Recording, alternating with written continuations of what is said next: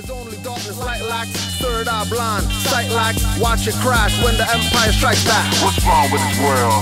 Many follow down the wrong trail, but all is well. What's wrong with this world? This must be one of the hells that we are sure in our failed. What's wrong with this world? Many follow down the wrong trail, but all is well. What's wrong with this world? This must be one of the hells that we are sure in ourselves. Eternal inflation, the cause of mind devastation. Hear what I'm saying? The problem is based in creating life imitation, only for those that overstand. Let us observe the ancients of Egypt, walk lightly, going forward with this book. Symmetry declares I've O2 in air. ET's position, 3 triangles there. Word escape ears, all good already there. A kind man of overstanding is what I share. Let Iron Sheik speak truth from what he teach. Frequency and range, blast out to mouth peak. I left the block physical and now telepathy. Born wisdom, like a game of chess till we free. Life is essence, calculate with care. What's wrong with this world? Survive it if you dare. What's wrong with this world? Many follow down the wrong trail, but all is well. What's wrong with this world? This must be one of the hells that we are sure in ourselves. What's wrong with this world? Many follow down the wrong trail, but all is well. What's wrong with this world? This must be one of the hells that we are sure in ourselves. Minds lost or gone, don't know where it is. Used to act like animals from being called kids. Guns to the fam said they're shooting off lids, so with heavy metal more louder than Skid Row. Jeans and pants tight with swag like Cisco. Love Punani bad, but where dicks go, get them signed to labels that extort innocence from those innocents and bought, use and abuse. Rap game is church. Executives play with balls like Nerf. Stimulating bass chakras, hot like the turf. Soul selling out, not knowing what it's worth. Rich rappers pass, they clutching their purse. Youth's livestock nowadays in a hearse. Thinks life's a movie, this ain't Skyfall. Faces were bad, now they tattoo eyeballs. Everybody's piercing, strain of faces. Unconscious more, stop claiming races. Claim a place, don't claim a state. Those are plantations.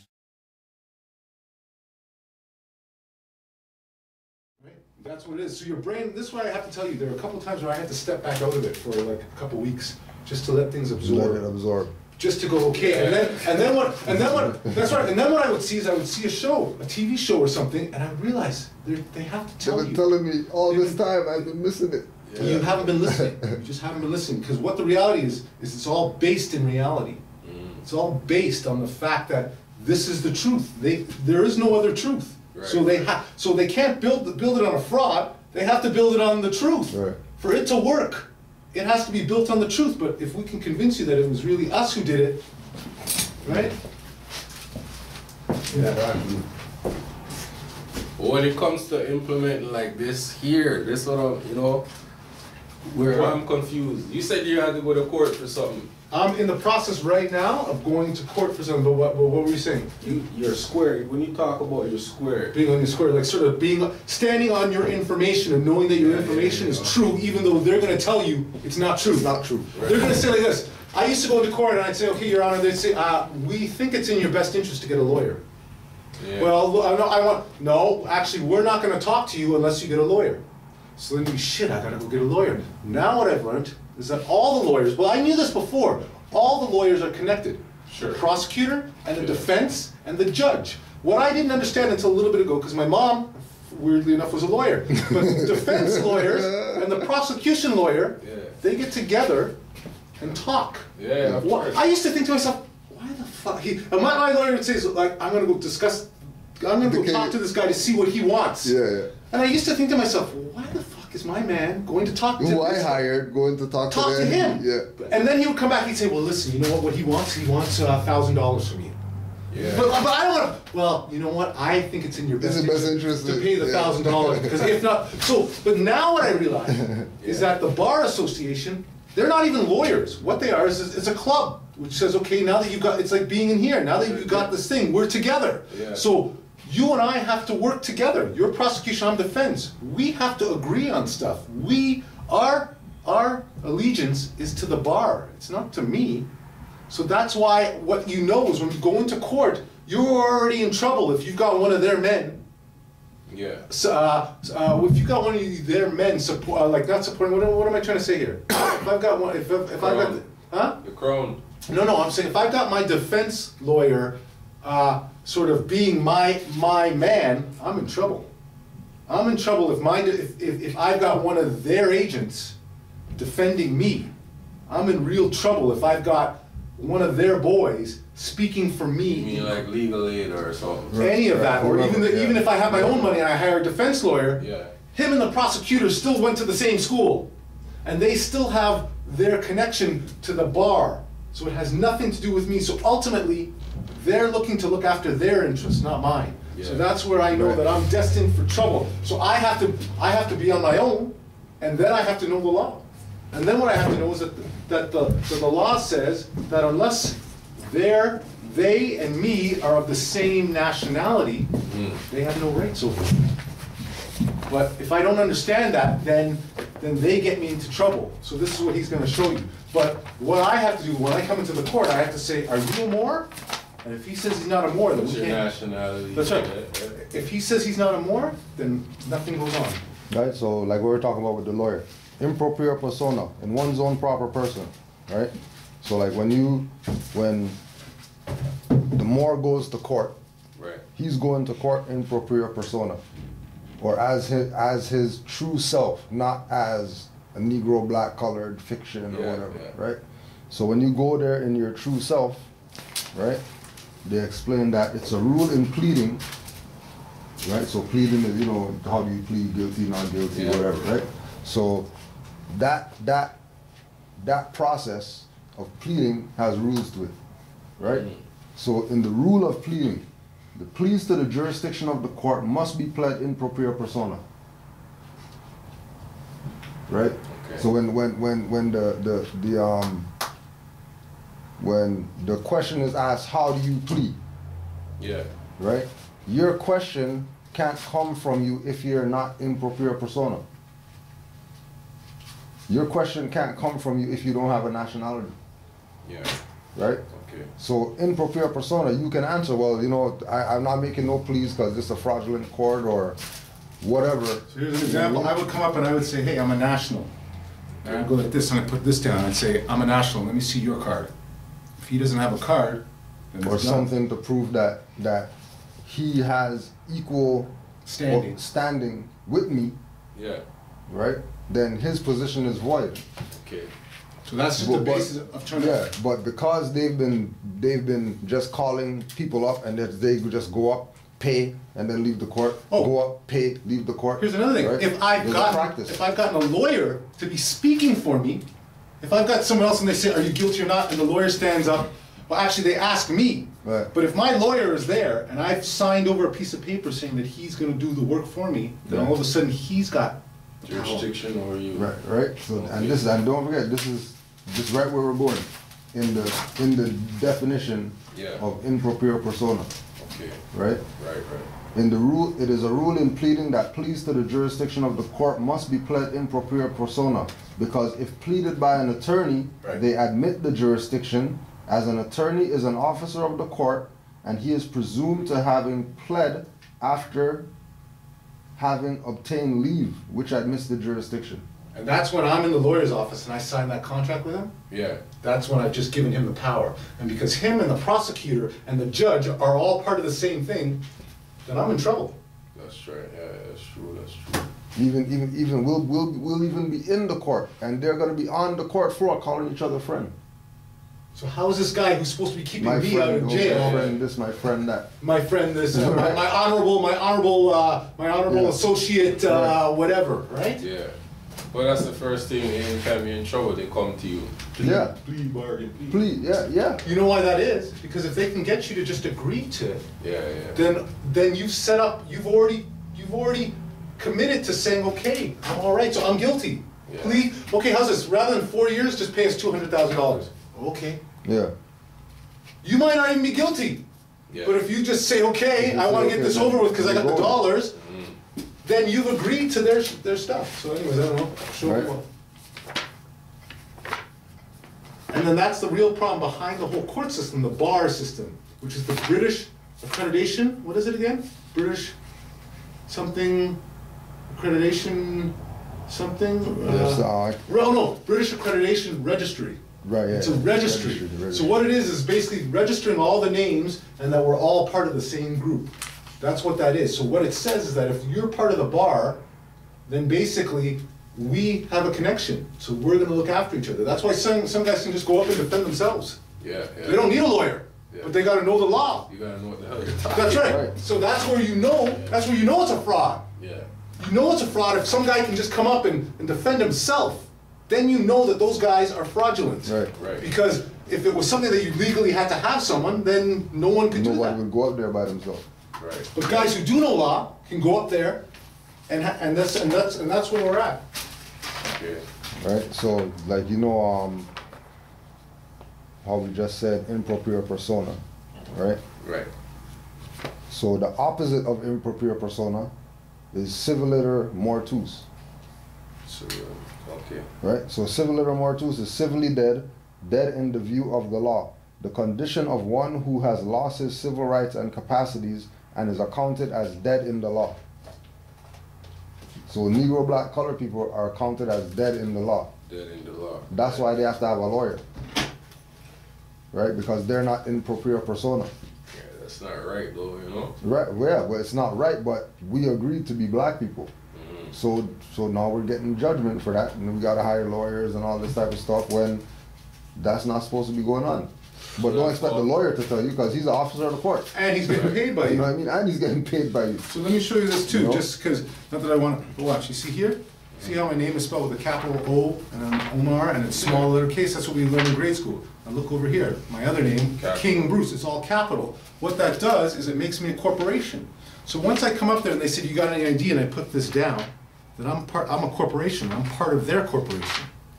So that's where you get yourself into trouble with these things, right? If you have their contracts, you see I signed my name there? Yeah. It means I've agreed to everything that they decide. So a lot of the times you ain't reading a lot of your shit. They're saying, well, to drive, you need one of these. So you go and you sign it right away. But what you don't realize is that puts you into their jurisdiction. So when they come and they call my name like this, and you see my last name is King, that means somewhere in my past there was a European who either had some sex with thing and actually created me, or they put their name on me. Yeah. So I'm their property. Okay, okay. So that's where it is. So now what I've done is I've said, no, I'm no longer part of it. And this name El Bey harkens back to our forefathers who were on this land before that. they came here. So what happens is now I'm part of my tribe, Right, right. not part of your corporation. Okay. See, and the reason why they put you in the corporation is because as a corporation, then they don't have to feel bad about stuff. Right. Right? Because, well, you're saying you're a corporation, you're paying taxes, you're agreeing to all of this stuff. When if I say I'm a true person, I'm saying, listen, I don't agree to any of this, then they have to respect that because I'm part of the land. Right. Right? And they just should automatically. As soon as you bring up that argument, they're supposed to just automatically not even go ahead further with what they even brought you there for. No matter what it is. Could be some murder thing or whatever. Right? Like saying you don't have jurisdiction over it. Yeah. They're automatically supposed to say, oh, sorry about that. We didn't know that you had whatever status, and then that's supposed to be it. Now, let's say this. This doesn't mean that we get away with anything. We're supposed to have another court. Called consular courts. Right. And that's where you're supposed to be. Right. Then they would say, okay, well, okay, we don't have jurisdiction, but consular courts has jurisdiction. So then I would move over to here, where I would then have people of my people, I'd have a jury, and then I'd be dealt with over there. And then that's what they do. That's what they do with the native court. Right, right. That's the concept of the native court. Yeah. But the native court is bought off. But the native court's bought off court. It's not really because of the consular. reserve situation too. Right? So with what he was talking about with the all capital letters name and then him being a Moor, but he still has to, maneuver with licenses and all these corporate things that are trying to make him corporate, right? His position relative to all those corporate things is called ex-relation. Right? So if you're so the first one was improper persona. So if you're improper persona, you're improper person, right? Opposite of improper person? Improper, sorry. Yeah. INPROPRIA. Do you wanna start? You wanna put it on the board? Oh yeah. May as well. Hey, so how's this? Why don't you'll turn around and thing, and let's just build, right? Because that way you can sort of thing it and you put it on the board, you can write it down. This is how it goes, eh? Because let me tell you this. We're about bringing people, even if it's one at a time. Even if it's one, because then you'll go back, and then when you're on a level, man will be arguing with you and asking you questions, and you'll just have all the answers when you study. So right now, yeah, it seems a little thing, and the people who don't want to listen to you, trust me, it's a spiritual thing. So ultimately, they're going to get theirs, right? Another question I have for you. Okay, Good. The mosque. What's the difference Between the mosque? Yeah. And the science, like more science temple, like well, there's a mosque there. I have a couple of friends there ask me come, and I'm like, well, what I'll explain. Well, okay, what I'll explain to you is this. This is how I see it. I've seen it that there's a true religion. This is Islam, which means this. Look right here. I, self, law, and master. That's what it means. It has nothing to do with. It has nothing to do with a so-called God somewhere else. It has to do with God being inside of you. Yeah. You're God. In the heart. Yeah. You're God in the heart. Yeah. Right? So why would I have to go to some other man and give him my money? How come God's always broke? How come I always got to give him a donation? Right? God is everything, so God shouldn't need anything from me. Yeah, what they've done is they've taken the true religion, which is you, and those symbols mean stuff, and then they've made you say to this guy, for example, I'll come in and I'll listen to him, and he's going to give me my connection with God. So what the mosque is, in my mind, is the mosque is like putting on a jacket. So if I'm the true person, and the mosque is me doing this, and putting this on, and saying, okay, so this is the mosque. Right. Now this is what this is about. When really it's about this. Yeah. So the mosque is just a cover to cover up the real thing. But for you to get to the inside pocket, you then got to sort of go through me. So that to me is what the mosque is. The mosque is them sort of trying to then control what you do, and that's all it is. It's another form of control, because ultimately you're a spirit too. You know how you'll have spiritual, you'll have like feelings, you know. That's you. You don't need someone to connect you with the higher power. But if they say to you, gotta come on Sunday, you gotta get down and pray, oh, why don't you give us, can you give us a little money to keep the building going? Yeah. You know what I mean? Not to say that that's not needed too, but if they're doing that and they're not telling you that it's, you are the master, then you gotta know that there's something up, right? So that's where the mosque comes in. To me, what I've realized, and that's why when you listen to the news, you hear Islamic this, Muslim that, what they're doing is they're trying to get you away from the real deal. The real deal is it's you, right? So that's what I mean. Like, is there like tension between the mosque and the temple, like more sides? No. That's what I'm trying to. No, not in the sense of their beliefs are different. Not in the sense of beef, let's say, right? Okay. But you know, somebody who is. But inherently, we have a beef with them. Yeah, somebody who's ahead of a mosque. They know stuff that the Moors talk about. Okay.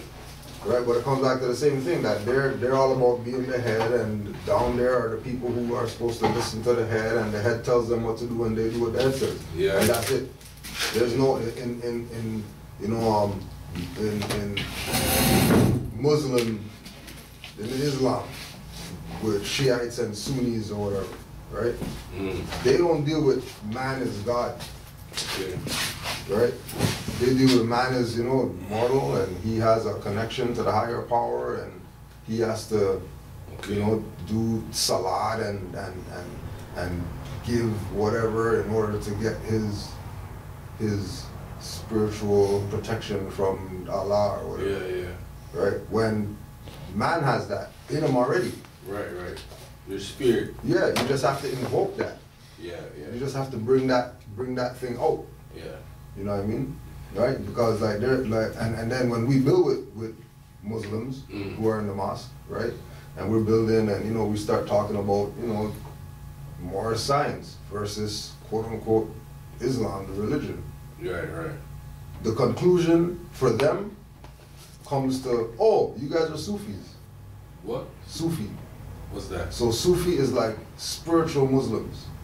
Oh, okay, I see what you're saying. Sufis are Muslims who deal with the esoteric perspective, like raising up the energy and the spiritual perspective of Islam, not only doing salat and that's it, not dealing with the rituals that come out of the mosque or come out of the quote unquote religion.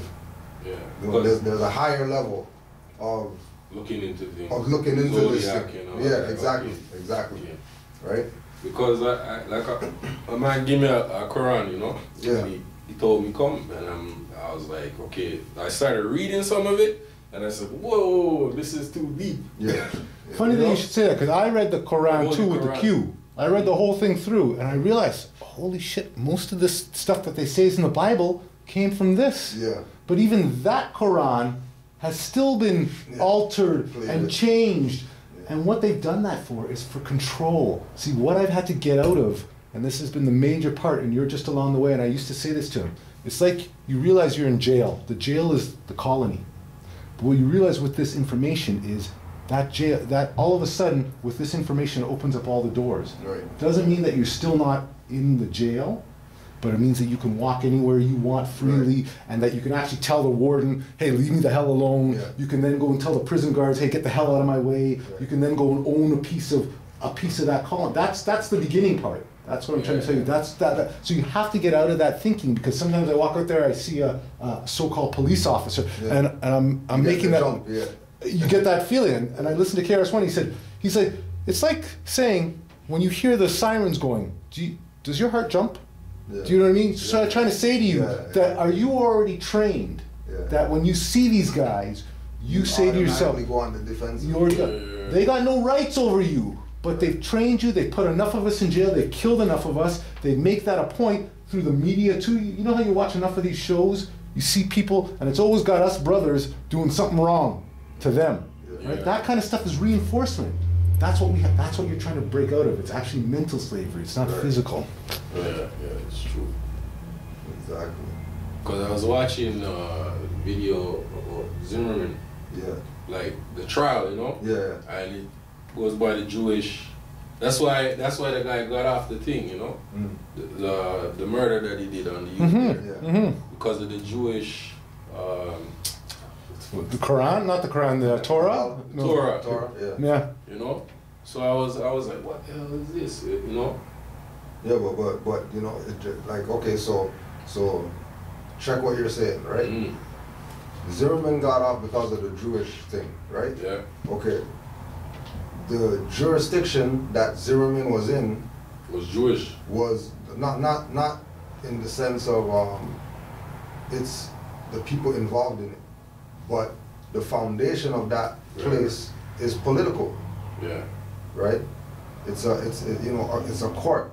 It's dealing with law. It's dealing with governmental things, not religious things. Yeah. Right. So. But their beliefs. It would be still religious. Yeah, but remember, in a court of law, you can't have no beliefs in there. It's facts or nothing. That too, but in a court of law, you can't hearsay. Yeah. Is inadmissible. Okay. You can't present hearsay. I heard that this guy said that he's gonna kill him, so that's why. You know what I mean? Yeah. You would better have been there.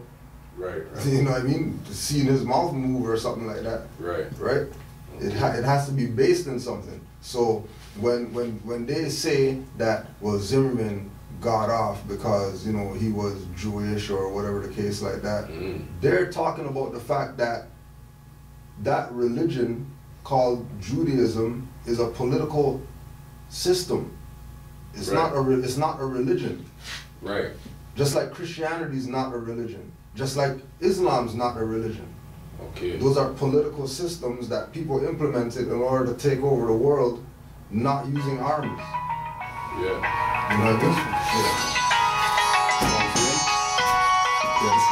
I don't know. Peace. Peace, bro. Yo, chillin', he said. Yeah, we're here, yo. We're here already. That's all. Proprio persona, yeah. Yes. All right, no problem, bro. Peace. Yeah. Right? So I think you were talking about the Zimmerman? Yeah, so it's not a, these aren't religions. Right. You know what I mean? When they talk about the Moors versus the Romans. Okay. Right? They're talking about Muslims versus Christians. Right. In the historical books. Yeah, that's true, that's true. They don't say the names of the people, they say the so-called religion. Right. Right? But they're fighting each other. Mm. Their religion is supposed to be about peace, so obviously there's no peace in that. There's no peace in that. That's the division right there. Exactly. Because I see like this religion, I don't really, like, you have Catholic, you have Christian, you have Baptist, and I see they just hate on each other. Like there's this division, you know. There's no. Well, this is why I tell you, when you watch some of this Taj stuff, what he breaks it down is all those religions are just the fact that, let's say you like the color blue, well then you'll like Roman Catholics. If I like the color red, then I'm going to be a Christian. If I like the color green, then I'm going to be a Sufi. So all of it is still just trying to get you into some angle where you're not looking at the true picture. Right, right. So that's all it is. That's why when all of that religion, all of it is just to keep you divided. Yeah. That's all it is. So I don't know if you were, were we on this impropria persona and in proper person? Yeah. And what were we doing? Where were we at with this? We were at, you said the opposite from the last. Oh yeah, civil liter mortuus, I think? Civil liter mortuus and then ex-relation. Oh yeah, ex-relation. And okay, so we were talking about impropria persona in one's own proper person. Yeah. Right? And then civil liter mortuus. Right? So civil liter. The opposite from it? Yeah. Civil liter. Oh, these words are new to me. Like, Yeah. Well, that's that. Don't you understand? That's 3/4 of the battle. Yeah. They got stuff that they haven't taught you. How come they haven't taught you How this? come we don't know this? Right? How come this is what's going on in law and you don't have a clue about this? Right. Those are the questions you should. Not only that, like for example with civil liter mortuus, right? Okay. Dead in the eyes of the law, right? Or dead in the view of the law, right? That's the Yeah, meaning this for one. that? Yeah, right? Dead in the view of the law. One who has lost their civil rights and capacities. Right. All right? Negro, black, colored people fight for civil rights more than anybody. Right, so it's kind of like saying you're basically enforcing it, you know, like giving them the jurisdiction over you. That's right. 100%. Exactly. It's like the Christian black codes. Right. And all Exactly. them things there. You know? Exactly. Okay. So once you're not in proprio persona, then you're civil liter mortuus. Period. There's no around it. Dead in the view of the law, that's what you said, right? Yeah. Okay. Right? So either you're in proprio persona or civil liter mortuus. Okay. Right? So improper improper would be saying you're a Moor. Right. And civil liter mortuus is saying that you're Negro, black, colored, African, Canadian, whatever. Which falls under their jurisdiction. Christian black codes, Negro acts, and all that. All right. Now there's a term ex-relation. Okay. Right? And ex-relation comes in when you're under threat, duress, and coercion. Right? When you're under pressure. Right. And you have to act as this civil liter mortuus individual. Right? Okay. So you're supposed to be in proprio persona. Yeah. But people have convinced us to believe that we're actually civil liter mortuus. Yeah. And that we have a position being that. Right. Right? Now that we found out that we're in proprio persona and we've been fooling ourselves for the past 600 years, saying that we're slaves from Africa and all that type of stuff, right? That all capital letters name that, like what he showed on the license, is now ex-relation to you because you found out about this game, that you're not Negro, black, colored, you're actually in proprio persona. So like you're countering the system. Right, right, exactly, you're countering it, right? So ex-relation is upon relation or information. Okay. Right? Alright. So if the slave name is Joe Smith, right? Yeah. you're gonna be, when you talk to those people who think that you're Joe Smith, right, you're saying, I'm El Bay, ex relation Joe Smith. Say that again, sorry. Alright? If you have a nationality Yeah. and you're in proprio persona, Okay. right? And somebody's trying to convince you that you need to pay a debt under the name of Joe Smith because that's the name that you got this credit card under. Yeah. Right? You're going back to that credit company and you're telling them that you are El Bay, Right. ex-relation, or upon relation or information only, Joe Smith. So here's an example. Let's use me. So example, I got a credit card in this name. Right. And they're saying you owe us money on this name. But I know that this is just a corporation. It's like a piece of paper. Then, but it is me because I've been operating like that. I can say, hey, I know that this is there, but this is who I am. It's like So having a jacket on, right? That's So the jacket is this, and I'm wearing the jacket, right? And it's got my name on it, right? But then I'm saying, this really isn't me. This is me, but this is who I really am. But I can talk on that. See, I can communicate with that because you guys put me in this. You made me sign this to go drive around. That was fraudulent. Yeah, yeah. And I can talk on that, but ultimately, this is who I am. So you may think that this guy is responsible. I'm responsible. Now, what I'm trying to tell you is this guy doesn't exist. This guy's just a jacket, and that's it. So that's what I'm saying. When you say that now, that's what you're in. Like I'm saying, us now we'd end up in some shit. Right. You know. Well, we would. Well, not because they know this. What we're talking about. They know. They've set this up because they're stealing your money. And that's it. We're thinking that us coming into this new information about the Moors and whatever is only us over here know this and nobody else in the world has any idea about this. Right. When it's completely 180 to that. Everybody knows about this. Yeah. And nobody ever expected us to find out about like this stuff that we're talking about, ex-relation, in proprio persona, you know, civil little mortus. We're not supposed to know about none of this. Right. Because they never told us. We're only supposed to know for All-Star Game, Super Bowl, beer, weed, whatever. You know, right? 40-ounce Nike boots, Timberland boots. Right. You know. And then on top of that, they've got you working 40 hours a week. Right? Then you got your girl. How much time are you really going to be having? Right? Plus, the information in these kind of books, they've gotten rid of these books. Right? You can go get these books, but you have to specially order them. Most of the new books won't have any of that information in there. So that Black Law Dictionary? That's right. That's what we're saying. But you now got to go and spend $30, go on Amazon and things. But you can't. So that was made in 1950. Yes, that you're not going to go get this. Most of us aren't even going to have a dictionary to begin with, let alone go and get a 1950s dictionary. That's the next thing I got to do. Because in the new dictionaries, they have none of that in there. So if you're looking for some of this stuff and you go in there, you say, well, this word doesn't really even exist. That's what you think. But really it does. So that's what I'm saying. You have to understand that the jacket is what they have made you own.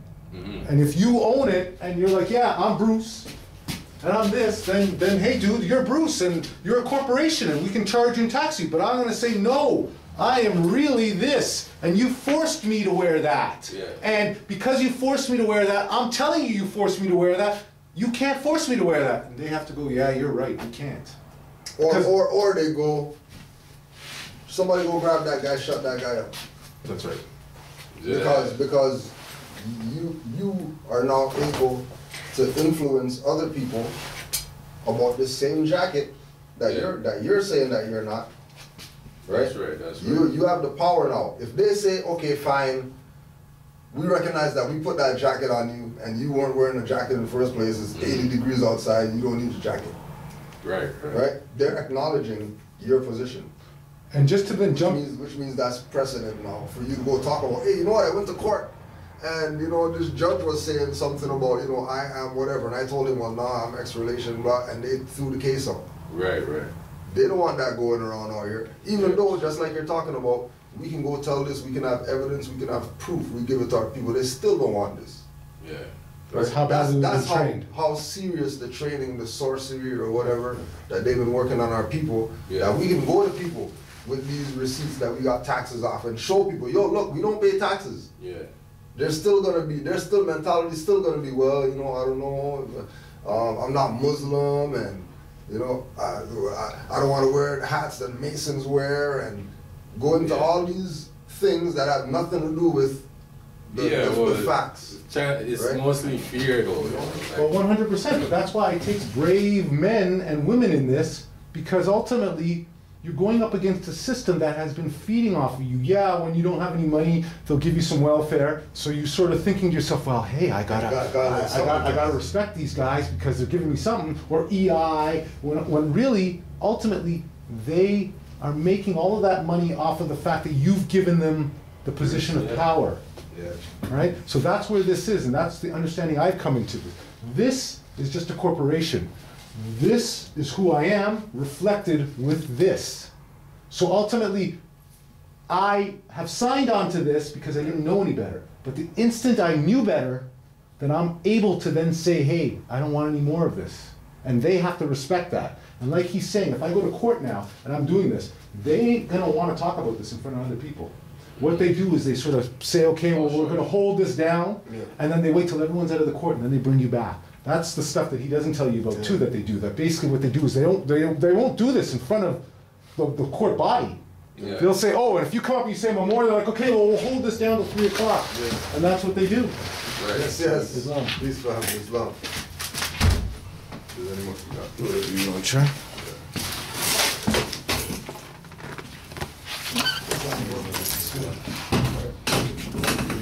All right.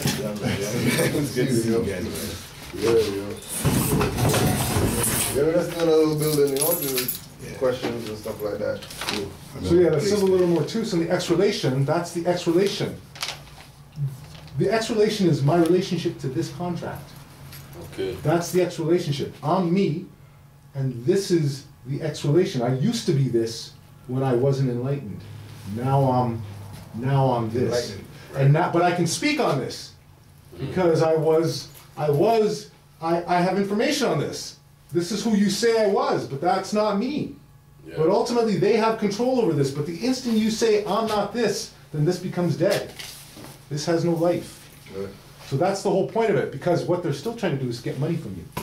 No matter what it is, they're going to want to fine you for, let's say, taking a left turn on or whatever. Yeah. Right? They're basically just wanting your energies. So ultimately, when you drop this down and say, that's not mine, they got nothing from it. It becomes dead paper. Right. Right? Right. And then once it's in that position, then they have to find other means now to compensate what they lost from you saying, well, I ain't paying you guys nothing. Okay. Even if it's a $30 ticket or whatever, they got to go back out there and get 60 now. Yeah. Right. Because they're not getting your 30. And the more people, the more of the Moors that realize and wake up, you're gonna see that they're gonna start changing the laws a little bit, or not the laws, but like conditions. Yeah, right. They're gonna start tightening up, or they'll add more tax to this person or to that, just to compensate what we're doing. So they always have to compensate. Yeah, they always have to. Just the other day, the Prime Minister just raised the what's it called, minimum wage. Right. Because of what we're doing. Yeah. Right? Like, believe it or not, that's what's going on, because they have to balance everything. They have to balance their so-called books. Right. So things like what the Moors are doing, and more people waking up and getting into it, they're gonna do things like that, like change the wages on the people who are not, the people aren't sleeping. So when people are sleeping, like, oh man, because ultimately, more money, really they're taking more taxes, income taxes out of them. Because ultimately, it's all corporate activity. It's not true national activity. If we're truly natural people, we're going to say, listen, we're going to give you some work to do so you can support your family. But if that's not what it's really about, and it's really about sucking your energy, if I have to go build this, but I'm going to take $1 for every $9 worth of energy notes you're putting in, right? That's what it's about. Because ultimately, in a true natural thing, you would have enough monies to go support your family, to go do those things. But what you're really doing is you're supporting their family. By your work, and they're taking, every time you go to the store and you buy a little something, they're taking a little 10%, and there's some dude sitting somewhere and he's sending his kid to college on your energy, because it's still just your energy, right? No, that's what I realized. if you got rid of money and everything, that same rich dude still has to go out and chop some wood to have a fire. You see what I mean? Money doesn't give you anything. It's the energy behind the money. Right? So that's ultimately what it is. So rich really, that's why I came to me today. Rich means nothing. Because you still, to be rich, all that really is about control. Because ultimately that richness means that I got something in here that you want, and I can say, okay, listen, go move that stuff, go fix that for me, go, and you would say to yourself, like if I said to you right now, go out there and go shovel the snow. You go, fuck off. You know what I mean? Why do I want? But if I say, hey, I'm going to give you $20, then you go do it. Yeah. But if I don't have anything, then your worth is just the same as my worth. But it's because they've then created something. What? Not entirely. Because you could be on a different conscience level. And you could be thinking your money or whatever you think is money that makes you feel better in life could be your ego talking to you. You know what I'm saying? There's people out there that have higher consciousness and actually are making these moves. That's why we even know about this, because Drew Ali was at a high conscious state. He was actually doing more than you think, like not just writing and stuff. He was actually doing metaphysics. He's doing his mantras. He's getting. No, I agree with you. But ultimately, what I've realized is all of this still has to do with the connection between me agreeing to whatever's being said. Right? You can say, I can say, ooh, and go and do this, go and do that. Ultimately, if I don't connect with that, then you have no real power over me, except for my connection to that. That's how I sort of see it. But if what you're saying connects with it, then I'm doing it. Yeah. If what you're saying is we're all together, and then if you say, while we're all together, can you help do this? Then what? If you're on the highest conscious mind, it wouldn't matter. Like.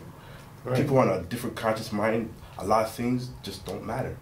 Like, you know what I mean? Like, that's right. Even though you're saying, oh, you're paying for fiat or whatever to shovel snow and all that, some people just look at it like, well, you know what? Let's go out there and exercise my energy.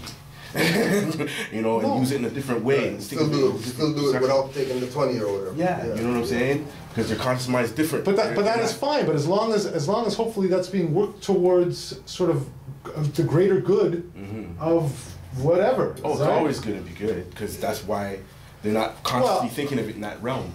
You know, they're using their energies in other things. Because, see, your emotions, you have to control your emotions, and that's the main key of a lot of things here that's going through. To weave through all this traffic, we don't, you know, channel into our emotions and be able to control them. And we'll always be living in the lower spirit. Yeah, just speaking. Yeah. You know, be always in our lower. I agree with that, but I think when I'm looking at some of this stuff in conjunction with the movement to the European occupiers, I have to understand that first of all, it's about sort of coming into my own. Yeah. And being my own self before being anyone else's self. So, yeah, you're right. Going to shovel that snow is important to, let's say, cleaning the road. Right. But if it's to clean the road in a sense to then further someone else's goal behind, you know what I mean? In terms of furthering someone else's goal, even though it could be furthering my goal, I have to first get to my spot before I think that I should be looking to look after their spot. Right. That's how I sort of see it. You're right. Right? Because yeah, the street needs to be cleared, but also my house needs to be cleaned. My garden needs to be tended to. But if I'm forced to clean, let's say maybe your streets first, I'm not saying that that's not important to it. Force is a different word too. Well, but we can look at some of this stuff as being that, right? Because ultimately, if I can't eat because I don't clean your house first, then that's a bit of an issue. Yeah. And that's where I see some of this stuff having real merit. The fact that I've got to do stuff, I shouldn't have to do anything, right? I should want to do stuff. Yeah. I should be empowered to do stuff. But that's what he's saying, like, every individual is different, you know? Yeah. Your spirit is different from, your conscience is different from the next man, you know? Yeah. That's what you guys... Yeah, but as I say, I think what I have to always be aware of is exactly where my consciousness is in comparison to, and exactly what is going on with that. Because I can feel I'm doing stuff that I think it's because I want to do it, but really it's because there's been a lot of stuff laid down that makes me do this, right? So I have to wipe the chalkboard clean first, and then see what I want to write on it. Yeah. I shouldn't be looking out for those instructions that you've put on it first. And that's where I think part of that is. To me, it's about sort of cleaning up all the garbage data first, and then going from there. And I think that that's where being a republic versus a democracy, as an example on a governmental level, right? We have to be in our true selves, right? I can't be your corporation and then wanting to be doing work for myself because I'm being held to your rules. Yeah. Right? I think that that's where I see the difference, even though all that stuff still needs to be looked after. Yeah. Right? I've got to be in my own person so that I can say today, I need to look after this. When the reality behind it, hey, if you want to eat today, you got to feed us first. Yeah. That's the nature of this beast. Let me ask you a question. Then, who do you think should look after that? Like, say, one upon a time, we all come back, Moors back in. Right. Who do you think should be in charge of that? I personally, I think that. Well, Not what I would say is, trying first to buy of all, gold with fear, or what I would personally feel, first of all, is that there would need to be enough of a body politic to then have, and all of us would have to be sort of vibrating at that level, and then we would come together, and like it says in the Quran, we would pick people that we would pick, that we would elevate. We would all be equal, but we would say, you know what, this guy's a really good organizer.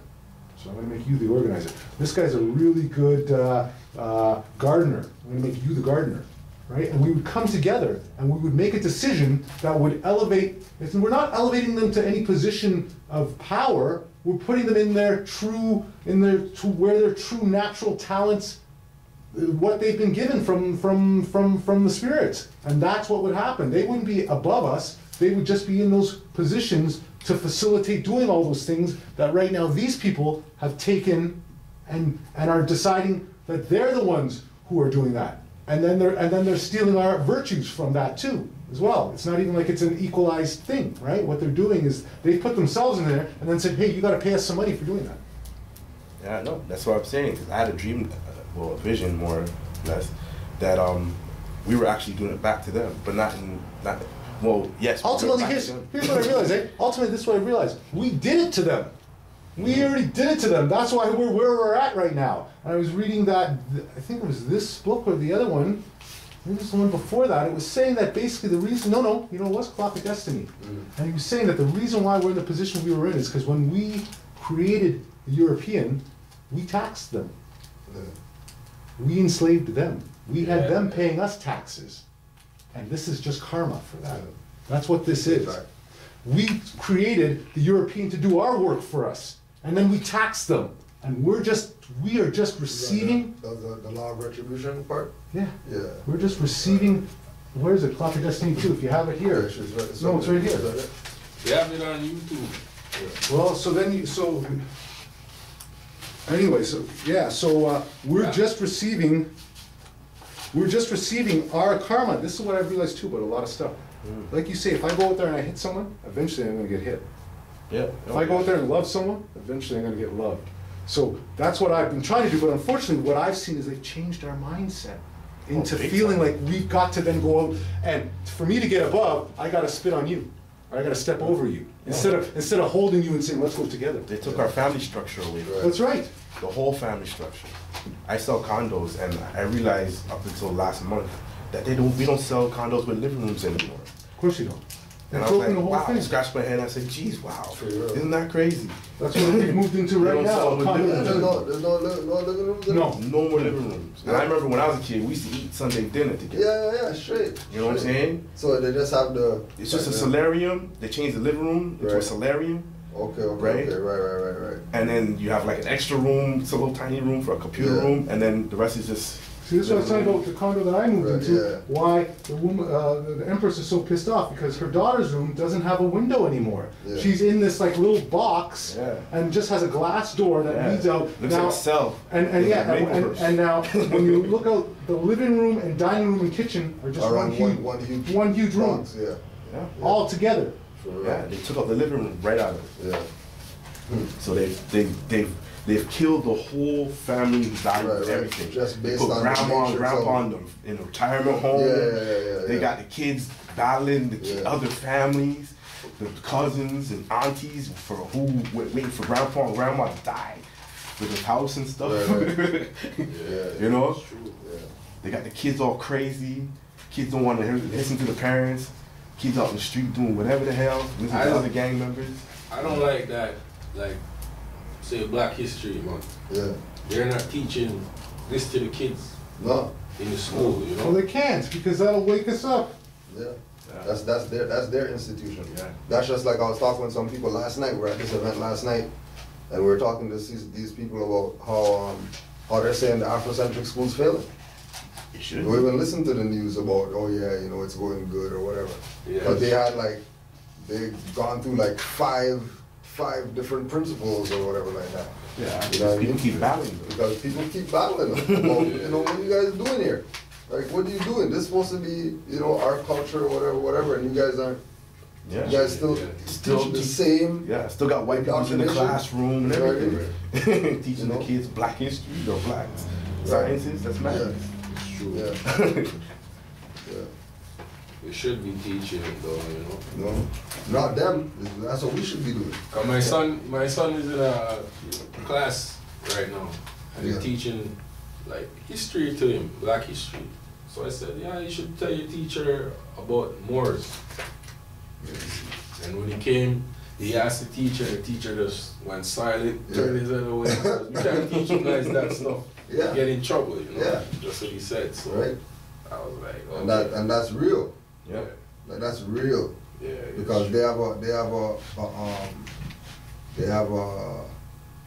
mode of operation for those places called education, whatever. And part of the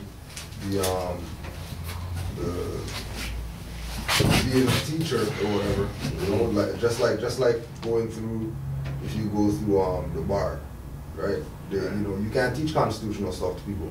Right. You know, you can't use Constitution to get your client off of a case or whatever. You have to use the statutes and whatever like that. You know what I mean? Just like with the teacher.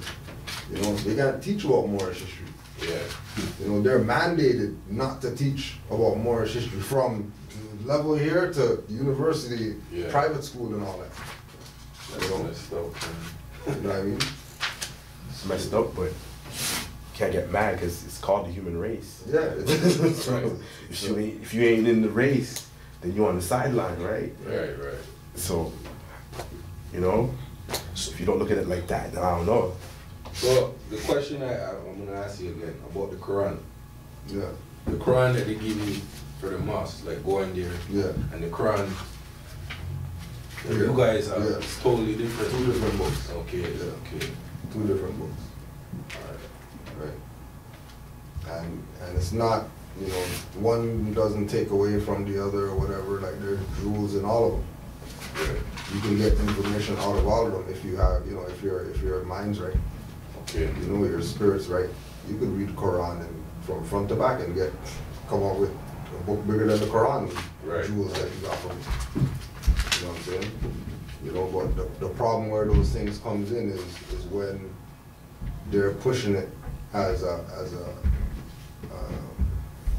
you have to do this in order to get, and whatever the list is of what you're gonna get. Right. When you could just breathe and talk to God.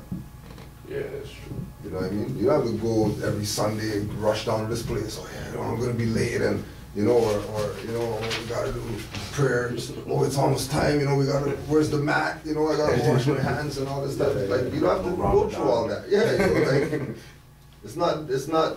It doesn't work like that. Okay. You know, it's taught that it works like that. To get people in that routine, just like they put you know break, lunch, break in kindergarten.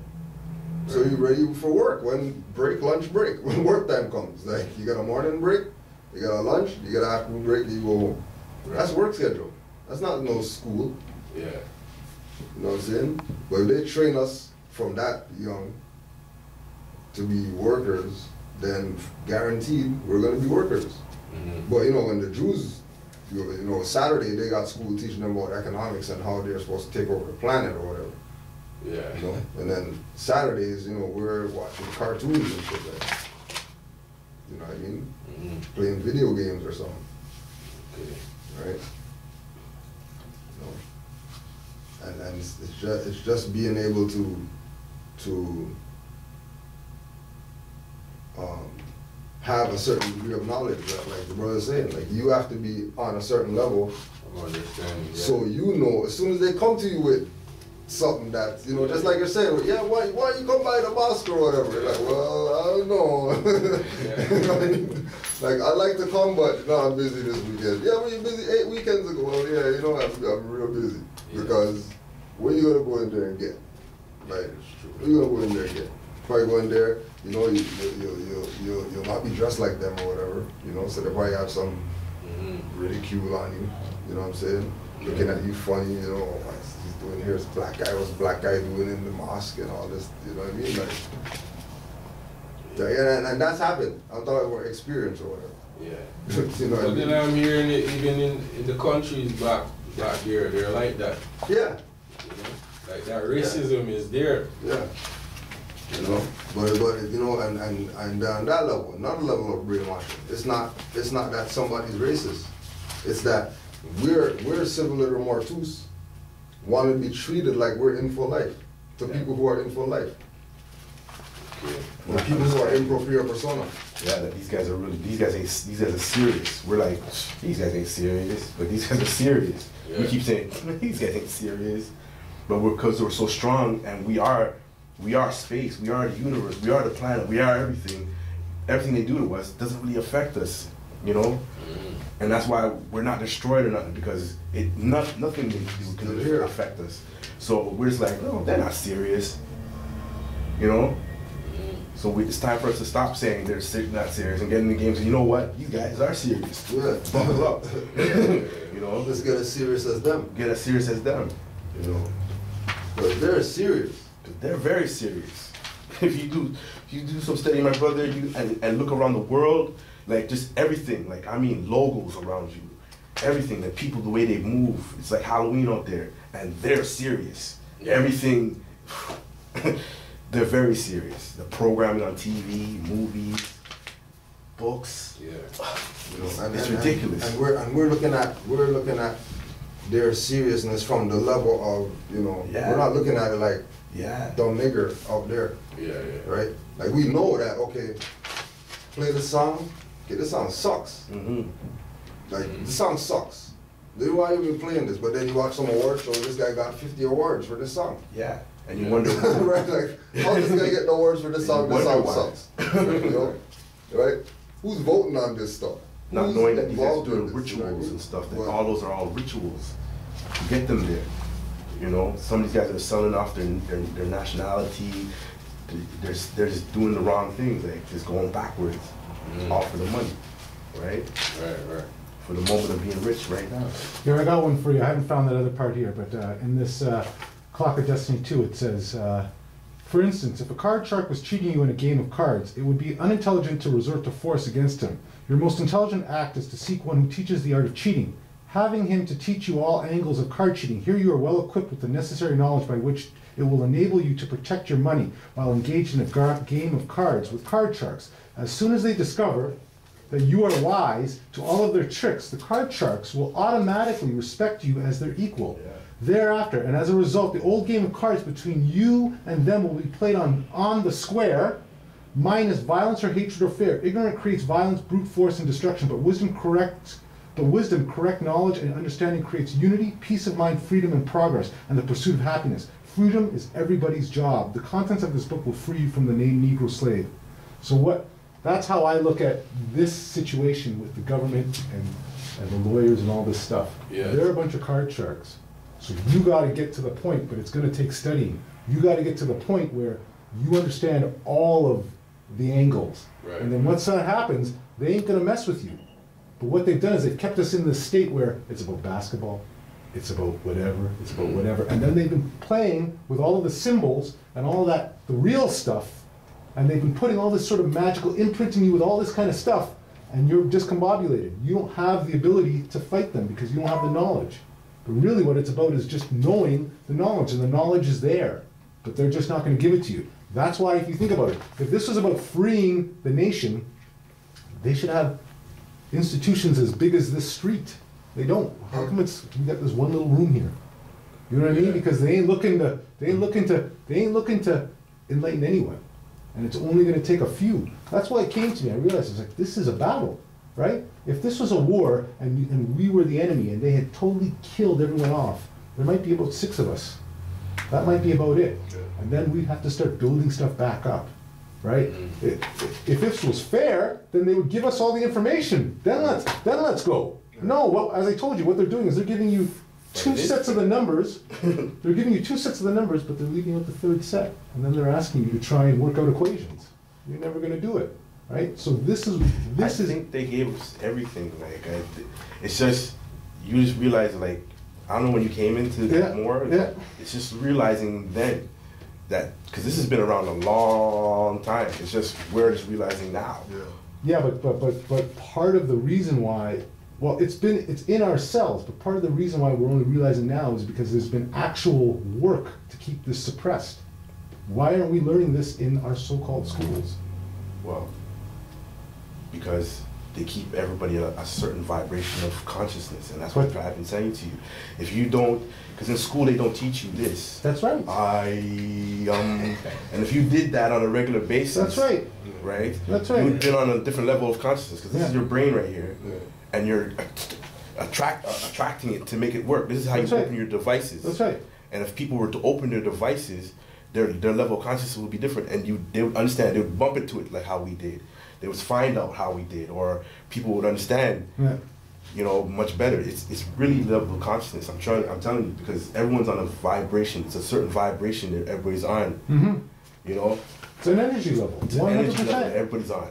100%. But what my feeling is that there have definitely been the sorcerers who have been in control of. Let's say there's a book that'll give you some of these. I think I was listening to one of these Taj things about yoga being like like you say, it's the position of your body and how your body's receiving things. But if they never give you those positions, like for an example, have you ever heard of Ormus? Ormus, no? It's what they call mana, or the white powdered gold or whatever. Okay, it also comes in a form of Ormus, which is made out of salt rock or sea salt, right? Okay. These are things that they're hiding from you. Kaleido gold and all that stuff. They're hiding from you, and you're supposed to really ingest it and do your fasting. Your rituals and your fasting. Right away. Like, I'm not saying it's supposed to be like a ritual, but because it's supposed to be like how you get up every morning and want to brush your teeth or whatever. Like something like when I'm, for an example, when I'm at home, I'll watch TV or I'll listen to something off the YouTube, and I got my fingers in. You know what I mean? Even the other day, I seen you guys do this. This is another form of it, but you're attaching it. Right. This is a sun. In Reiki, this is a sun. And this right here is manifesting. Okay. This is how you manifest things.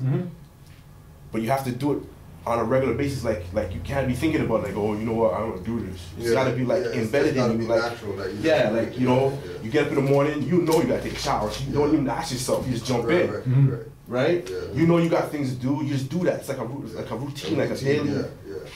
And that's what you're missing, because these are all these, your fingers, your toes, you're supposed to connect them. Your yoga, do your yoga, whatever. Yoga is just stretching to make your prana, or your energy, more accessible to everything. To everywhere. Yeah, so it's like stretching before playing ball or something. Right? People are not breathing right. Breathing. Breathing is the number one thing. So if you're not breathing right, just so you're living in your lower chakra already. Because people who are breathing or know how to breathe can actually jump from this one to this one to this one to this one to this one to this one. Through breath. But if you don't know that, then you will always live down here. Live down in the lower one. Yeah. It's not your fault. I'm not saying that you'll be retarded, nothing. It's just you can only grasp a certain amount of consciousness or knowledge. Right? I have a friend that lives right up in his throat, and anything you give him to read, a novel. Oh, I got that.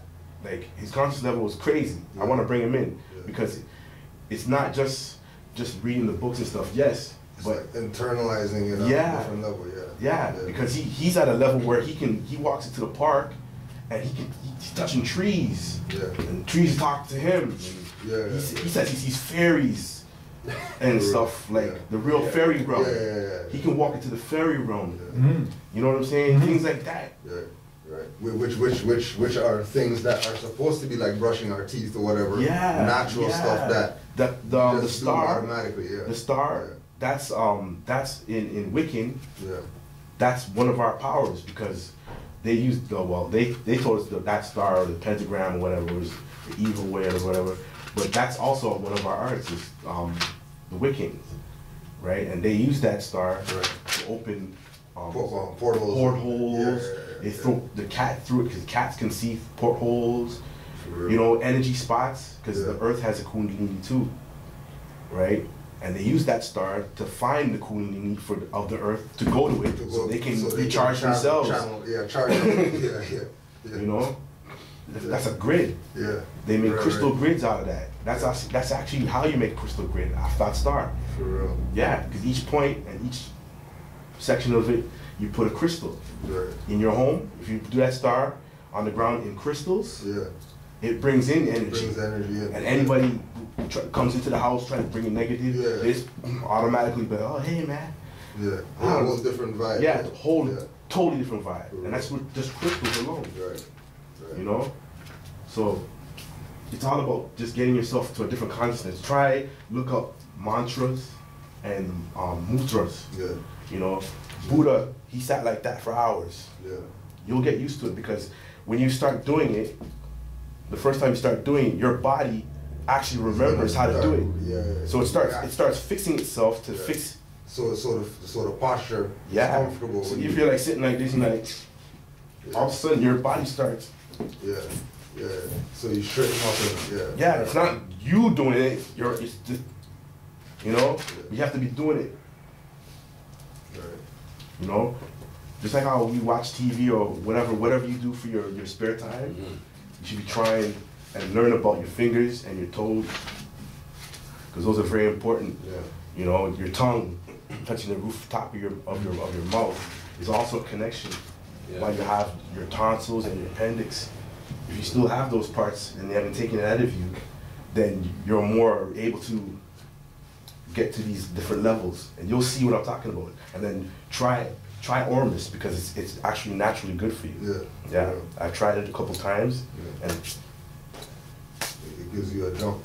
Gives you a thump, like, you know, and makes you like. The first time I took the Ormus, everything, I swear to you, everybody looked like Halloween. Like the whole world, I see all these everyone characters. Like, you know, it's just like a Halloween night, which is every day. Because everybody has all these weird characters, and you're like, the truth is, you're seeing all the truth in people. Everything comes, it's brought to the surface. It's brought to the surface, like, wow, there's no reason for them to wear that.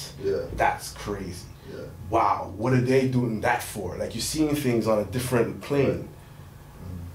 Ormus, that's what you said it was? Yeah, Ormus. And that's something you go out there and just get? Yeah. For real. People sell it for like $50 a bottle, or this big. Depending on who or how dark you are, you don't need more than that anyway. Right? It's a drink. It's not even a drink. It's like a nutriment. It's not milk. It's water and salt rock or sea salt. Right? You can't put it in sunlight because it will be ruined. But once you drink it and go into and find the sounds, like there's certain music, like I love hip hop, I love reggae, because a lot of people say, oh, hip hop is gone, but you have to listen to the sounds that are in it, right? Okay, the words are crazy, maybe they're talking about some crazy stuff, but it still holds a vibe. You know what I'm saying? And if you can make those vibes resonate in your heart chakra and make you feel good, like, oh, I love this song. Rewind the song. And you're feeling real good about it. You throw in the meditation while the music's playing, you're feeling good. and most of your mind will open up because your body's duplicated 1,000 times. Us as human beings right here, we're just a speck of what's outside of the universe. Right. We're the duplicate of the exact duplicate of the universe, transformed into a little speck, like a condensed, super condensed, super condensed. So everything that's going on in here is actually going on out there. Okay. Right. Do that. That's how you open your Kundalini. How's been the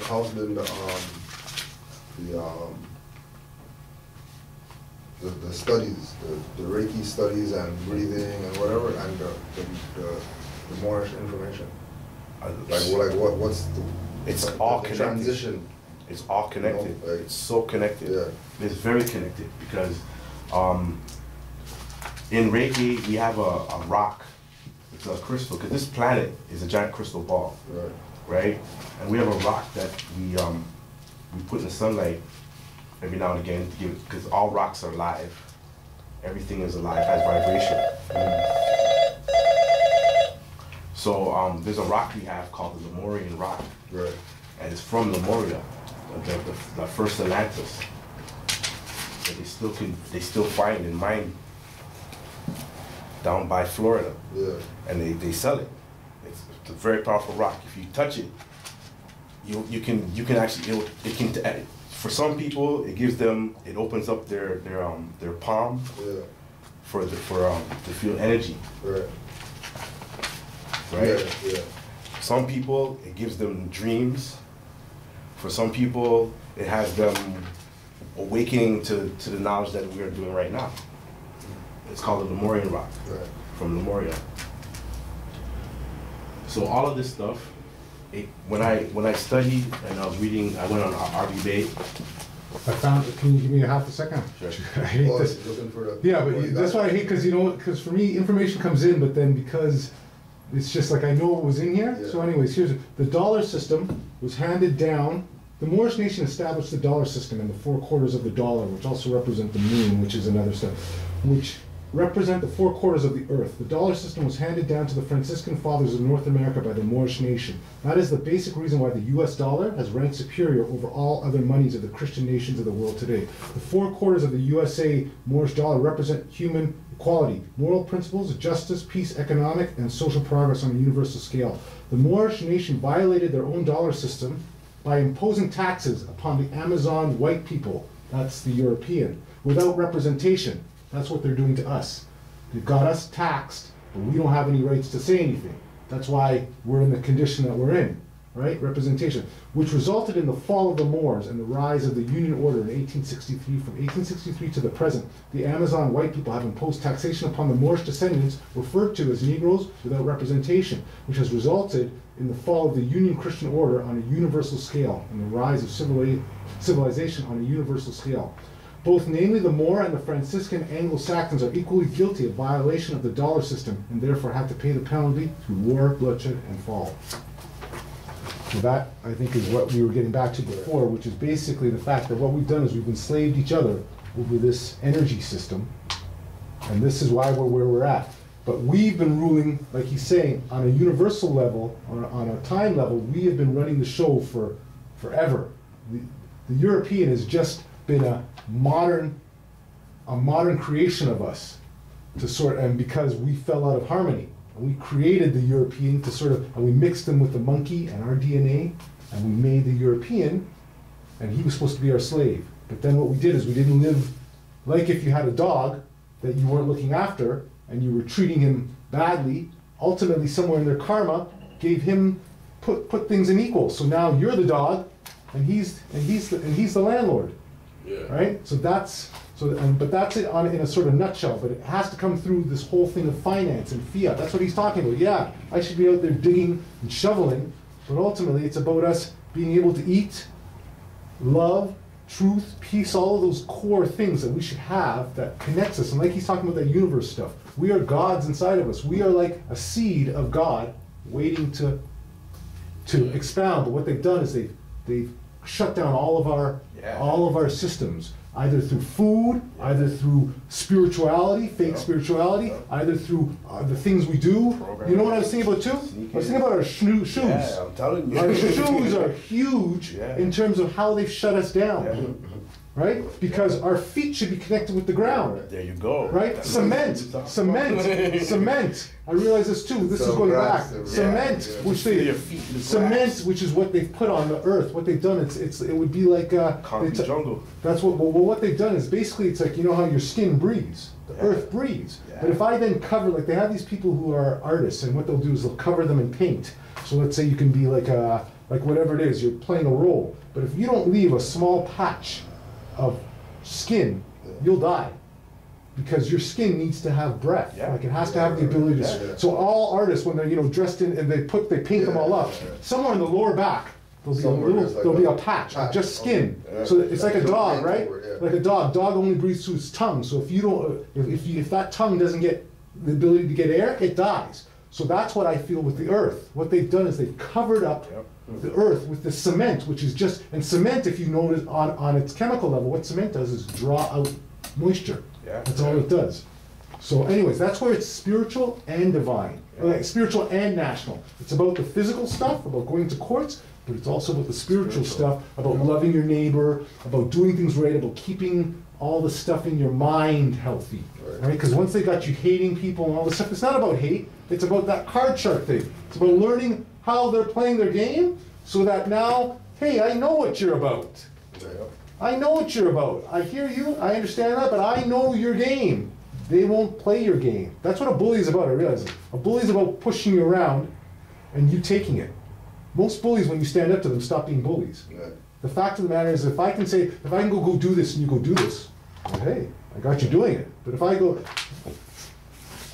so that's where it is. So, but that's where I wanted to get to that point about that dollar system. What it is that we enslaved them, and we never, and we didn't give them any rights, and now we're suffering we're suffering that karmatic thing, where if you do some evil to someone, it's come back on you. Come back to you. I don't have to look for these things. I know you're gonna remember the page too. Yeah, I will now. You're saying with the I was gonna throw in that when you do mantras, he's saying that they shut you down. Like when you're doing your thing, you can't have lotion on your hands because lotion is another thing that shuts you down. Right. You know what I'm saying? And you have to be dry skin. As much as you. People thinking about and all that. You're supposed to be just to interrupt on this, I want to tell you this. I was working with some people. I've been noticing my skin in the last few years is incredibly dry. What I realize is most products that they have out there, they're drying you out. That's what they're sucking the moisture out of you. And then they're requiring you, first of all, to put this lotion on, which has the chemicals in it, which is shutting you down even more. And then the water that you're drinking has chemicals in it. So it's a multifaceted thing where they're changing your energy levels, right? But we will not fall. Never. You just got to choose a week or 2 or a month, depending on who you are, and just fast and go through the emotions. Feel the kundalini. It's a snake. It feels like a snake in the back of your back, rising, and do that.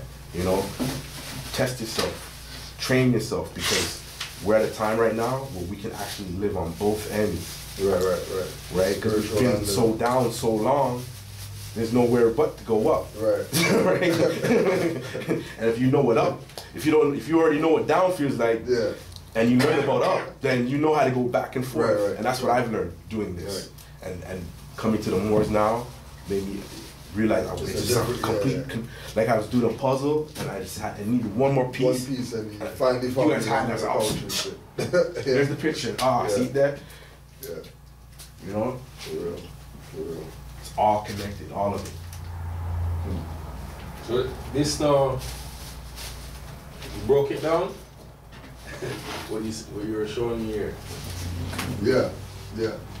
So the 3 levels that we're talking about, right, was the improprio persona, which is the real you, the civil liter mortus, which is the fake you, or if we go to what Metaphysics talking about, there's 2 people. From the metaphysical perspective, you were taught there's 2 of you.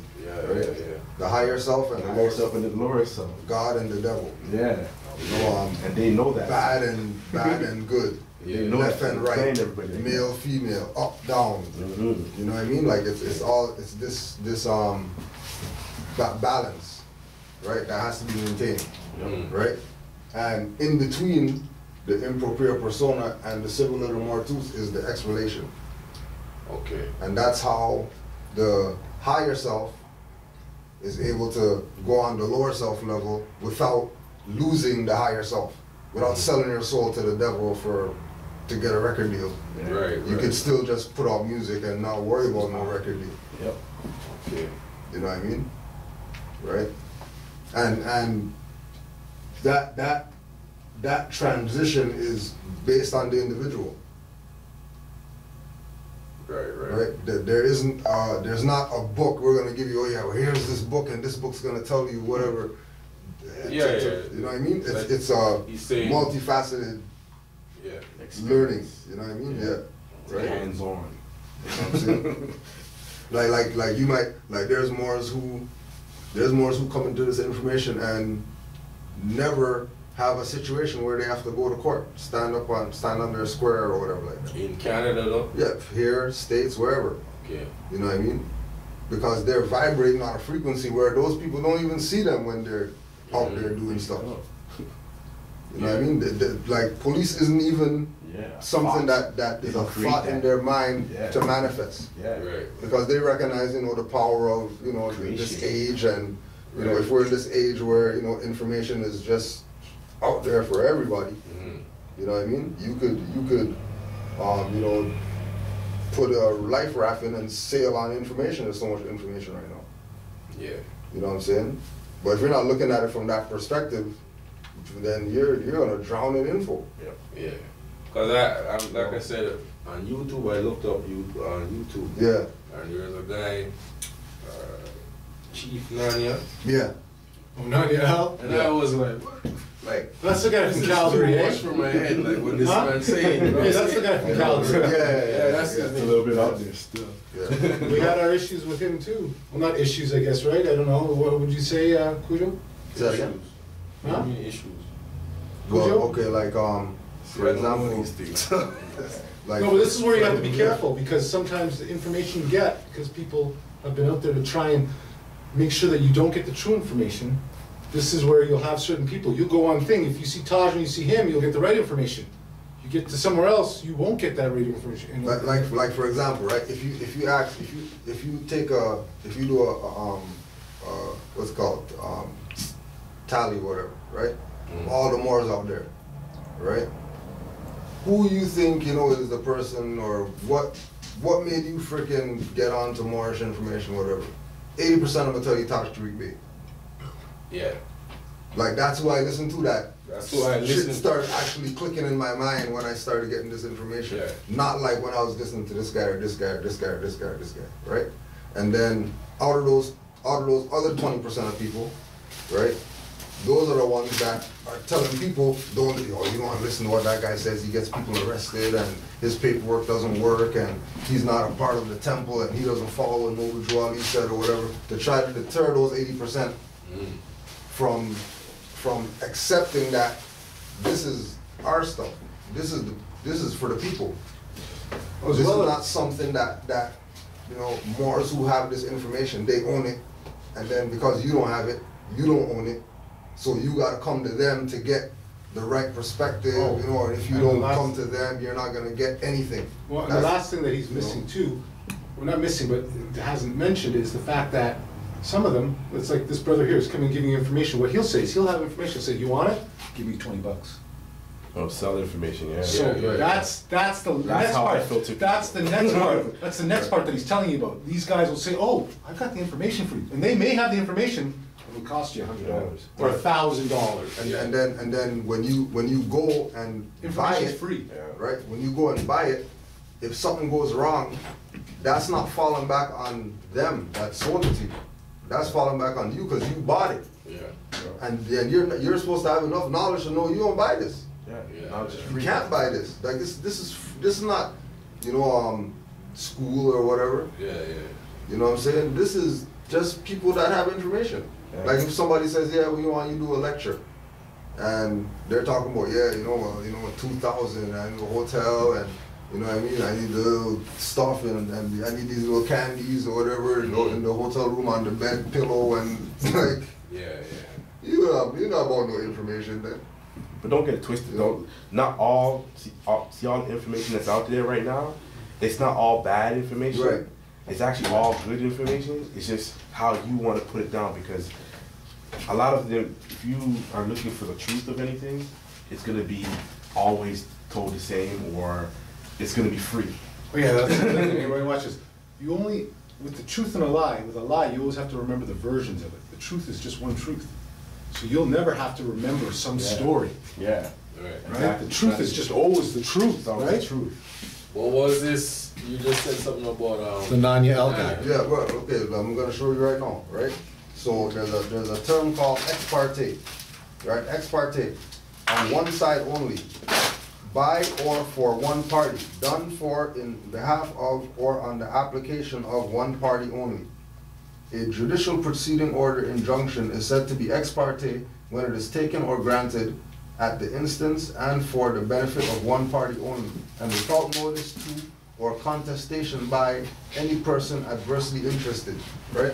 Okay. So, now you had a court session, right? Now this is, okay, let me back up. This is something really happy. Yeah, something. 100%, and I was here for it. I was here around for it too. Right. So. It's happened recently? No, 2 years ago. 2 years ago. 2 years right? ago. Our position has always been, if more have information, we give you a platform, you can come present information. Like that's been our pattern, right? Yeah. Once you got info and it's in alignment with what we do, all right, come, right? So we were looking at that some videos that he had out there when he was, I think he was at Alberta Mall or something like that, or whatever that ones, right? So talking about the Queen and all this type of stuff. So we're like, oh, okay, let's, we give you a platform. So we've been on the platform, and then he's talking about some stuff, and then his wife comes on and she's talking about some stuff, and it wasn't the frequency of the Alberta information, right? It was real, like, everybody has this information that he's talking about right now at this Skype lecture, right? Okay. This is how we're looking at it as the people who, not everybody, right? So, and then he starts talking about, well, yeah, the Constitution suspended, and all these people who are following Taj Tariq Bey, and all these people who are following this guy, and all these people who are following this person, you can't follow them because they know what they're talking about, and all this Don't know? Yeah, this is what he said, right? Yeah. So, Crazy. That's how That's why I'm saying it's big. That's why I'm saying it's big, right? Because it's one thing to have your own opinion, and it's another thing to say, okay, hey, you know what? What I'm saying is right. What Kudjo is saying is bullshit. Yeah. So You're it shouldn't be. That's right. There should be no division. Right. Should be no division. Because for the simple fact, right? For the simple fact that we had set it up in order for him to present the information, we're not the people who, like, we bring somebody to a Skype, they say something contrary to what we teach or whatever like that. We're not gonna, hold on a second, stop right there, you know what I mean? It's their platform. Mm-hmm. You do what you gotta do, because this is your platform, right? But don't think that we're not gonna say nothing just because we gave you a platform, right? So we gave him the platform, he did what he bashed whoever he bashed, and maybe like the Tuesday after, we had class. So we have a class on there, on YouTube, talking about, called correcting the Nanya Shabu L errors or something like that, right? Because based on the stuff that he said, that we're not gonna bring it up on the date because we got time schedule, it wasn't our own space at the time. You know what I mean? And he waited till the end to bring this stuff up with Taj and whatever, right? So it wasn't really that we couldn't say nothing, but if we did say something, it's gonna draw on into time that we didn't right? So whatever, right? So we did the class or whatever. And then a little while after we did the class,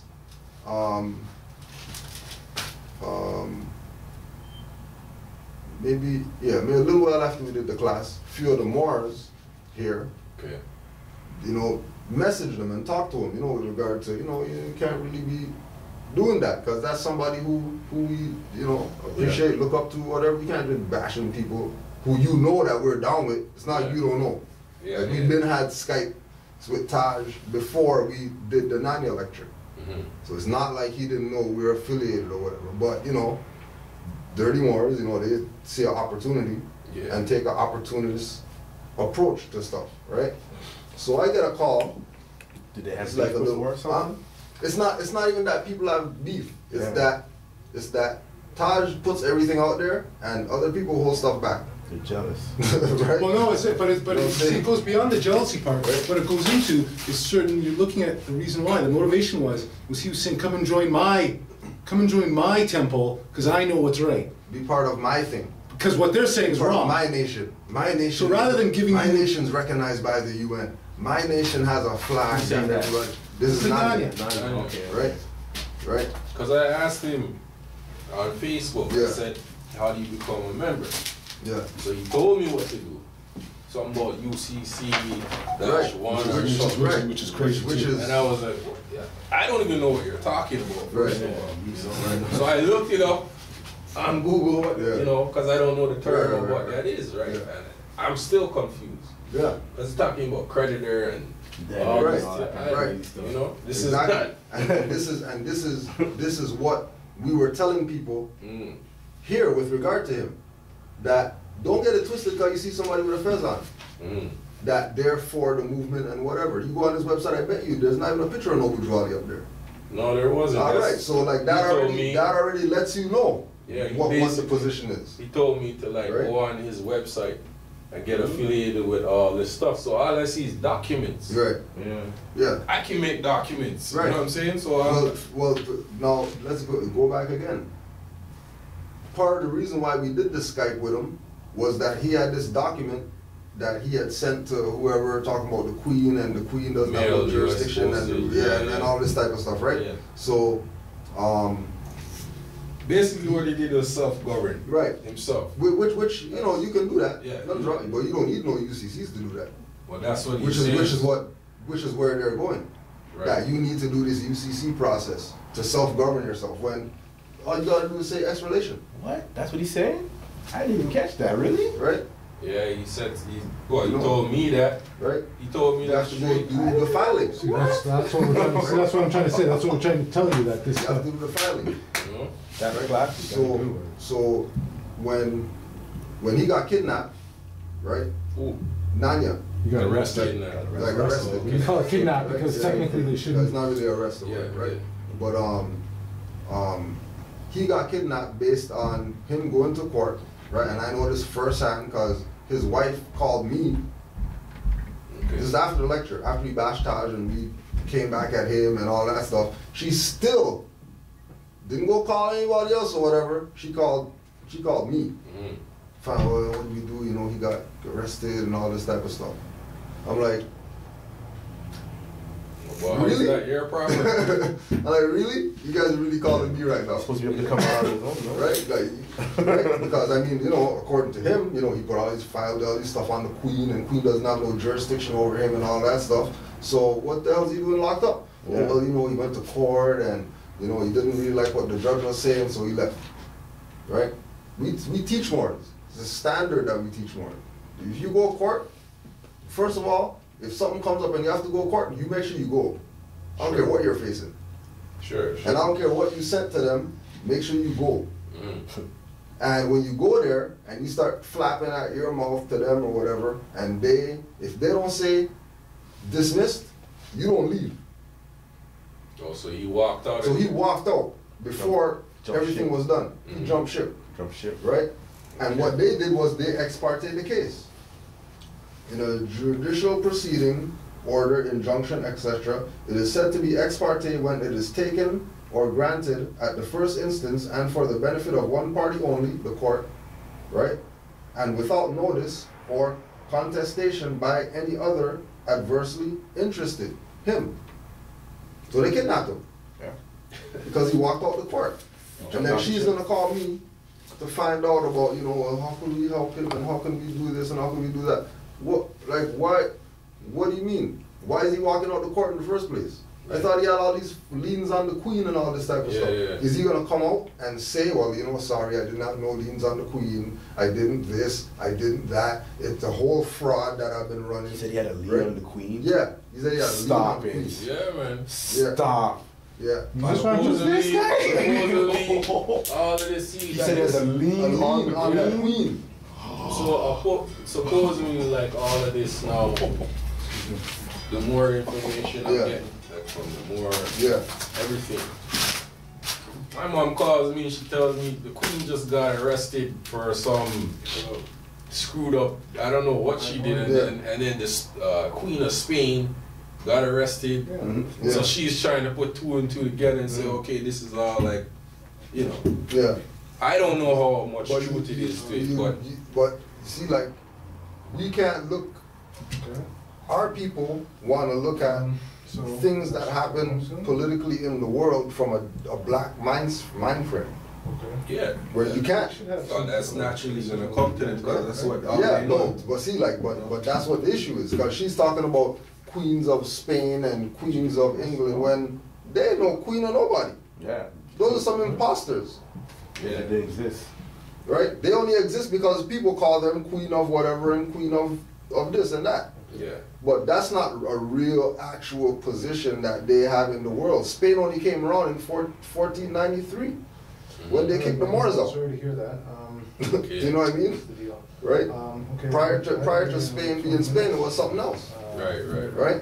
But nobody's not going to talk about that when they talk about the queen or princess of Spain or whatever. They're going to talk from 1493 going forward. They're not going to talk about Queen Isabella and King Ferdinand coming together to create this place that we call Spain today. Yeah, right. You know what I mean? So like when he made those statements about him putting the lien on the queen and him having this power as whatever, I mean, it's not. I wouldn't say that it's bullshit in the sense of it's not possible, right? But I don't think he did it. But this day and time, it's not nothing that you know him as an individual is gonna do. Yeah. Especially if you're not showing no allegiance to the Moorish Science Temple, you're not showing no allegiance to the Moorish movement, news for you're not showing allegiance to Noble Juali or Moroccan flag or nothing like that. I was on the phone. The Queen got arrested, is what you're saying? Right. That's what it's on YouTube. The Queen got arrested. So naturally I'm gonna be one man gang rumor, you know. And then you know, I mean, people are gonna opportunist people are going to take things that are happening in society and try to apply it to make their position seem legit. Wow, I never heard of that. Right? So that's where I'm saying these documents he has. Yeah. And he's applying himself as Chief Nanya for right, like okay, for example. For example, right? He's gonna say Chief Nanya, right? He can do that, but okay, he's gonna say Chief Nanya, right? Chief comes from sheik. That's why Noble Juali told the Moors that they're sheiks and grand sheiks and right? Yeah. So if he's gonna call himself chief, which applies to the Micmac and Indian and all those people, which are fraud, civil literate Mortus people, right? And then he's gonna put out documents that he has a lien on the queen when he's not even in correct status. He might be in correct status as saying, yes, I'm El or Bay. Right. Right? But you're calling yourself chief, which means that you're admitting to the jurisdiction of the Indian Department of Indian Affairs or whatever. Yeah. Well, that's what I think he's basically going off of it like that approach to get it done. And that approach is error. Okay. You're not winning that approach. Because Indian is a slave tag. You see, they're living on a camp. Chief is a slave tag. Yeah, you're going to reserve. They live on a reserve. But it depends on, like I said, depends on what nation you're under. Because everybody has different treaties. Yeah, but who are the treaties? Our treaties, the initial treaties, the number one treaty. No, all the other treaties may be written after, you know, but ours is the number one treaty. It's the divine constitution. Because the treaty, the Micmac treaty is old, like Yeah, 17. yeah. The treaty itself might be old, And they never signed away their rights. Like they never signed the treaty. It's a peace and friendship treaty. Well, With the king, you know? sure it wasn't the Moors that did that? Because it sounds like That's all I know is it's a peace and friendship treaty. Well, I think that peace I and didn't friendship. study the I think whole you see, thing, the but- thing is, you know what? Here's what I'd have to say to you in response to that. Even if they're calling themselves Micmac, ultimately all of that tribalism, Micmac, Washita, Yeah, all of that is trying to divert from the issue that we're still those people. Yeah. Right. So ultimately, you're saying that the Micmac never signed. We never. We signed treaties with those people. We signed treaties to not have this happen to us. We're not even at that level where they're respecting us. We're at the level where they've now taken even that away from us, and they're calling us black, Negro, whatever. So as I said, it's multi-layered because ultimately you can say, okay, well, the Micmac never gave away their rights. Yeah, you're right, but they're not even calling us Micmac. They're calling us black, they're calling us Negro, they're calling us colored. So we ain't even there. And even when you get to the Micmac, when you look through all that stuff, the Micmac were the Moors. They were just a tribe of the Moors. That's why they couldn't sign it, because Right? actually the Moors divine constitution. The Moors set the law. and they knew, like for example, this is Law Dictionary, right? Yeah. Indian tribe, a separate and distinct community or body of the Aboriginal Indian race of men found in the United States. United States is a private corporation. United States. Yeah. So anybody who classifies themselves as a tribe of Indians, Yeah, you fall under you fall under the jurisdiction of the United States. which is a Read private that corporation. again. All slaves. Indian tribe, a separate and distinct community or body of the Aboriginal Indian race, Aboriginal Indian race, right, of men found in the United States, So it's the Indian which automatically. which automatically classes them as in error. Yeah, it's European gave them that name. That's right. But So you that's know what that. I was saying. Yeah, yeah. That's what I was saying. That the Micmac, they didn't fall for the game of being called part of the Indian. That's why they're not recognized as part of the Six Nations or whatever. The Micmac, The Micmac. oh, they're recognized. They're recognized, but they're not under the banner like the Ojibwe and the nations that came into the native perspective late.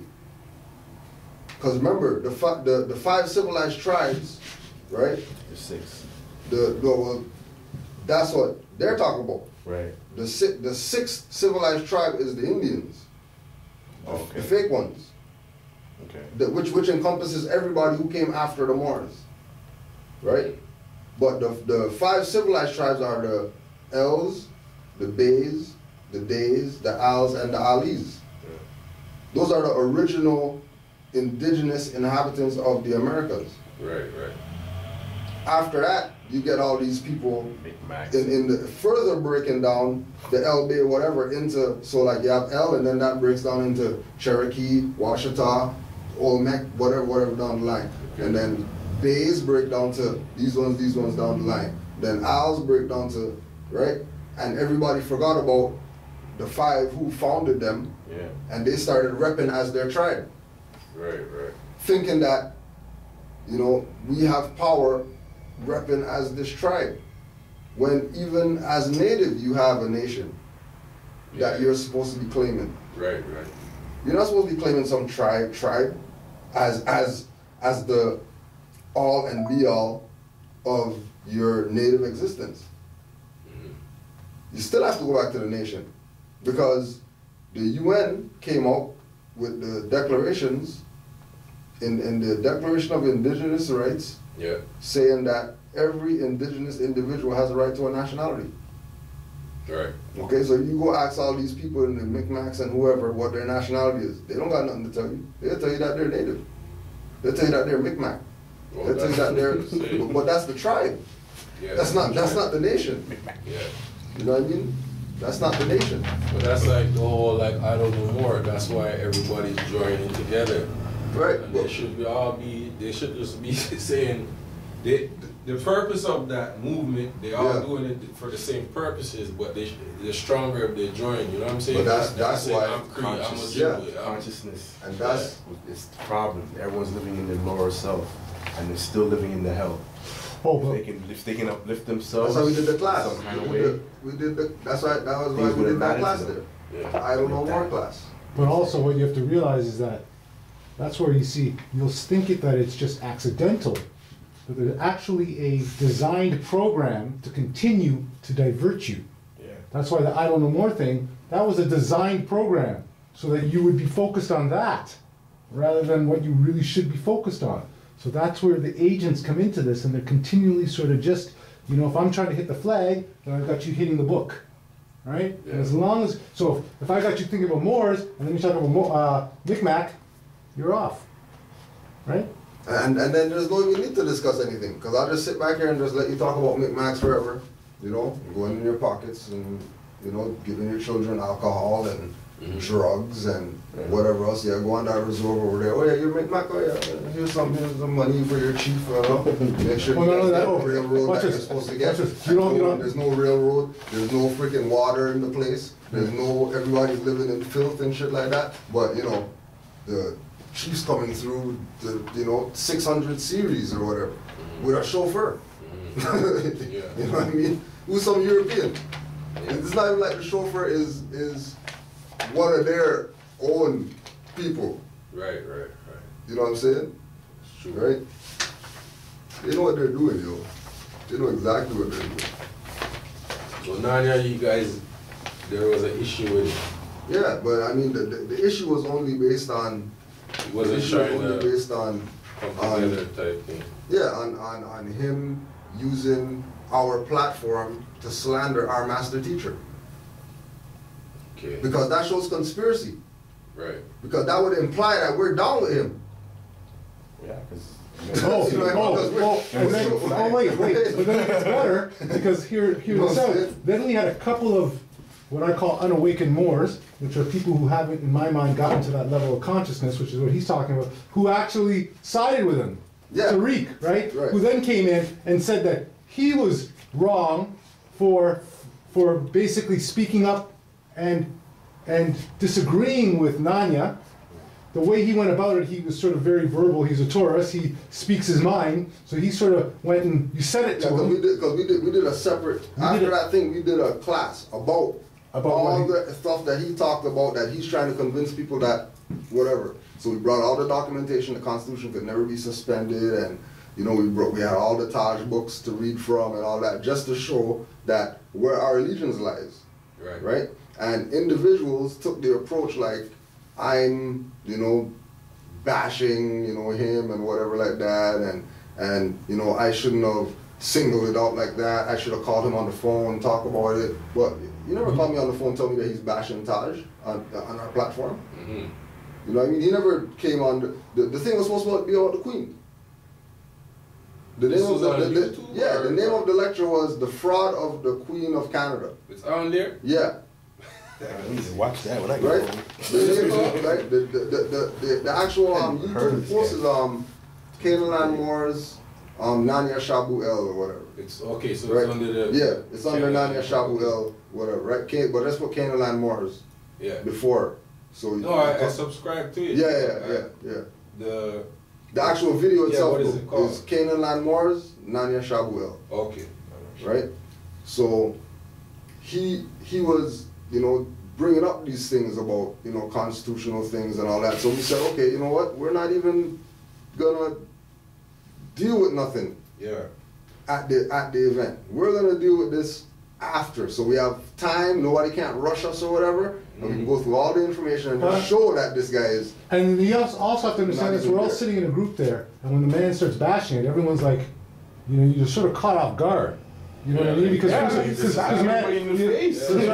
you're sitting up here and man's going, no, and then stops. So, you know, it was sort of like, what? And then you walked out of there, afterwards going, what the hell just happened there, right? So it takes you a little bit of time, because you figure that these people are up here and they're looking out for your best interest, but this is how dirty it is. And this is how that was one of the examples that made us realize, like when we say you know, when you hear people say dirty Moors, division in the Moorish Science Temple and This is it. whatever. It's like, this is what they're talking about. That's the result. You know what I mean? So then we had a couple of these guys in there saying that he had a problem with the way he dealt with it.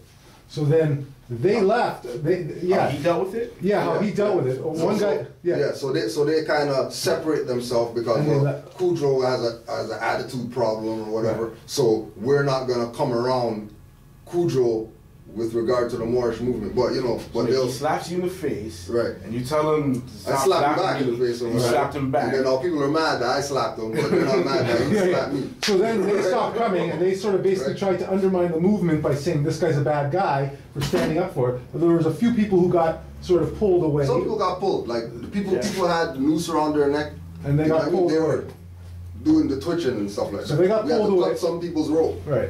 Right. So they got pulled away, and then they got pulled away, and then he got Because arrested. Amari's not here. Yeah. So Yeah, you hold on come to on- it. Oh, just Who got okay. her? I'll leave it here So, for and tell no, them to no. do it. Yeah. So then he got arrested, right? No, I'm saying Nanya got arrested when he was talking about the arrest that happened. Yeah. So when we first heard about him, right, he comes up, he's like, I'm right, you guys are wrong, Taj is wrong.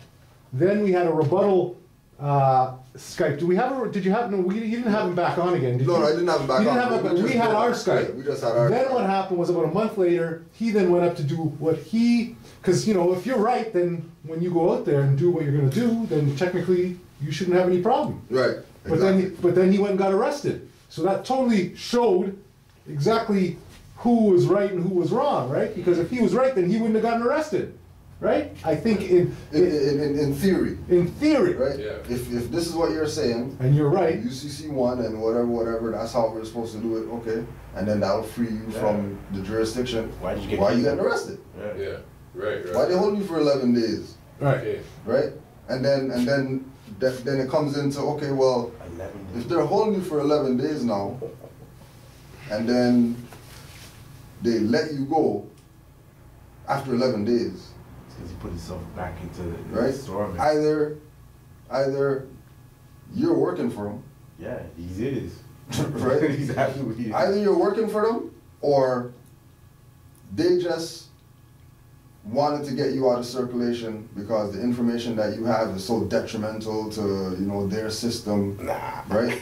That they have to get you out of circulation. And I don't think the information he's got is so detrimental because he's following sovereign Europeans. When all these hyphens in the name and full colon and all that stuff, that's not. They're talking about hyphenation, and hyphenation is that comes from Europeans. Sorry for him.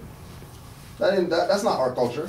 But he was involved in something bigger, like something about his uncle killing, some murder thing. Yeah. It's on there. He's talking about it with the RCMP and all that stuff. Right? Yeah, but I mean, it comes back to the same thing. Is your uncle national? If your uncle's not in proprio persona, if your uncle's civiliter mortus, then he got everything that he got to get from the RCMP. Right. Because he's civilly mortus. Right. You know what I mean? I can't say, oh yeah, I have an issue with I have an issue with the government because they killed my mom, but she was a national. Right. Like she's not national. Yeah, you can look at it emotional. Oh yeah, it's your mom and your uncle and all that stuff. Yeah, we sympathize with your loss. But was she a national or was he a national? Yeah. Well, nah, he had a license and so then. Because remember what I was trying to tell you about this. Right. This is a contract. You're in the jurisdiction. This is a contract to say that I am part of your business. Yeah, right. And in fact, I'm really your property. That's really what that comes down to. So until you take yourself out of that property, out of that position of being their property, then they can tell you what to do. It's like your car. I can't tell you. They call those instruments. I can't tell you where to park your car. Yeah. But if I have the ownership for the car, then I can. So that's where this makes you being owned. So ultimately, when you become an L or a Bay or a Day, then you own that car.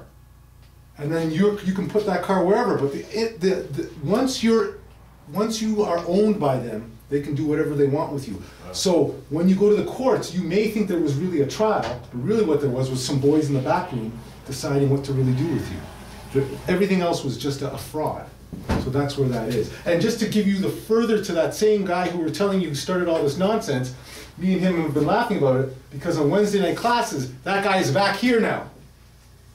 The same guy who badmouthed him and told everyone that this guy's a bad guy for badmouthing Nanya, he disappeared for about 4 months, 5 months, but then showed back up at the other temple on a day when he wasn't there and has been coming to Wednesday night classes here, and I had a real problem with him, but I wasn't really involved in the back and forth. But he's now showing back up here, calling himself a Moor.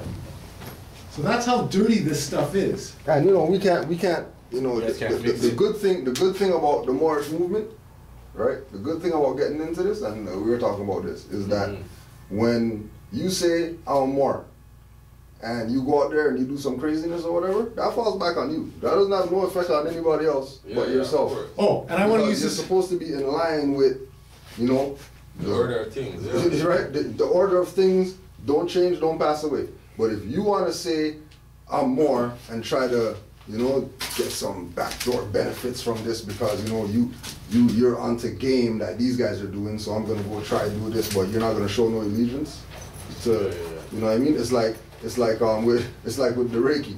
You want to be Reiki instructor, you know, but you have bad lungs, your breathing's not good or whatever. You know, and you're not telling people, well, you know, I got a worst lung problem ever. You know, so I got asthma and I can't even really reach the heights of, you know, to even get this energy to my palm to heal you. Much less, you know, because if you got lung problems and you're a Reiki, you should be able to do Reiki on yourself. Yeah. Right. I have this other analogy. I have a lung problem. I have this other example. Right. I see it like this. I came to this conclusion a couple weeks ago. Being a Moor is like being a basketball player. All of us can play basketball, but being part of this movement means that you're part of this actual team.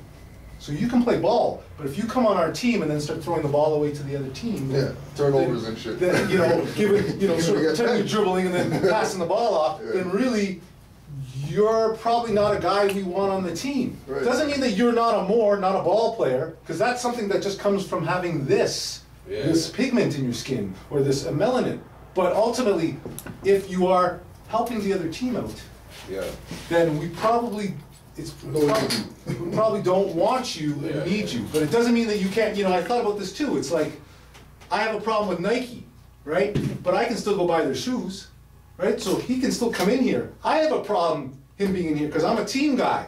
And I'm thinking to myself, what is this rat doing in here? Yeah, he already had 500 turnovers the last game. Like, why is he still on the court? Why is he still in here? Right? So that's how I sort of break it down on levels of sort of that sometimes we can understand. You are a Moor, you're a basketball player just by birth. Whether you want to identify with that is up to you. Once you're on that, you can always be on the court, but to actually be on the team, you're going to have to make sure that you're passing the ball. You're going to have to make sure you're training. Sure. You're going to have to make sure you're doing your drills. So that's just an analogy thing. Right. Ball is the last thing to do it, but that's where I say. But that's why I say you can tell, why is this brother back here?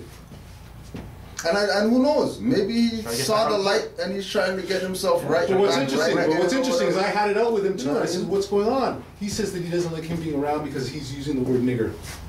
That was the end of the whole. What? That was the end of his whole argument, that he doesn't want to be connected with anyone who's using the word nigger. When ultimately, that word bothers him. That shouldn't matter. Well, and ultimately, what you realize is they got us in that jurisdiction of being niggers. Which is he's using it like. He's using it in a sort of.